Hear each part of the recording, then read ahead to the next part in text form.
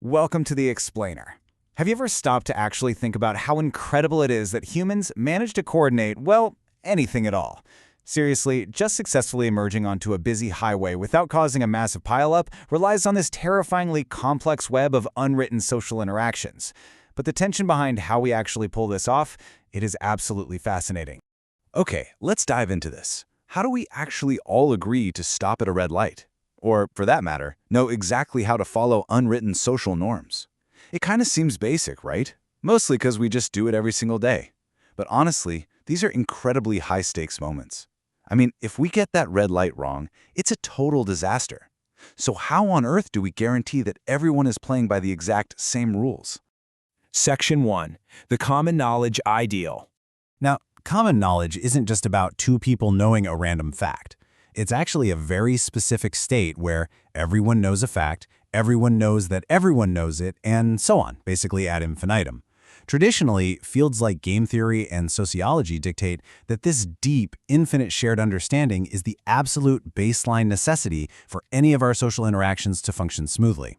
In practice, it starts out pretty simple, I know the rule, you know the rule. But then, it spirals. I know that you know that I know that you know. I know that you know that I know that you know. It's this never-ending, infinite loop of shared awareness that true common knowledge actually demands just to guarantee we are all on the exact same page. So the crucial point is, what if that infinite loop is entirely impossible? Section 2. The Impossible Paradox. And this brilliantly illustrates the real heart of the paradox. On one side, we've got our flawless ideal, perfect common knowledge, which demands infinite shared understanding, but in reality, we are totally bogged down by practical limitations. We're constantly dealing with imperfect communication, dropped texts, bad assumptions. Human limitations literally mean we never actually reach that perfect loop. Section 3. Designing for Imperfection.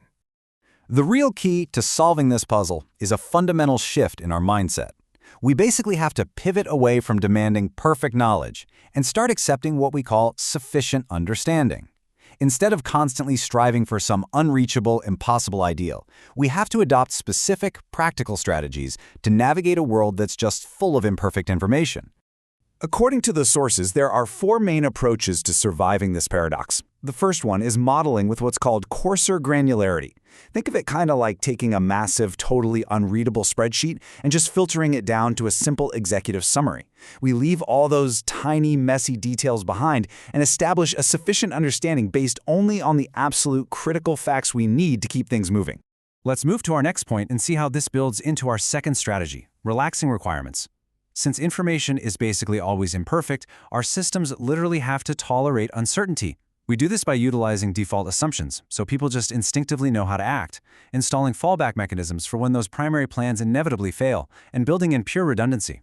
This ensures that even without perfect knowledge, our whole coordination doesn't just completely collapse. Section 4. Better Communication Mechanisms.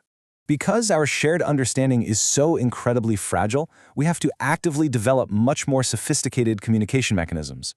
That basically means deliberately using clear, concise language to remove any ambiguity, taking the time to provide actual context so absolutely no one is left guessing, and, this is absolutely crucial, encouraging feedback. These deliberate steps really help bridge the gap when true common knowledge falls short. Section 5. Embracing the Unknown.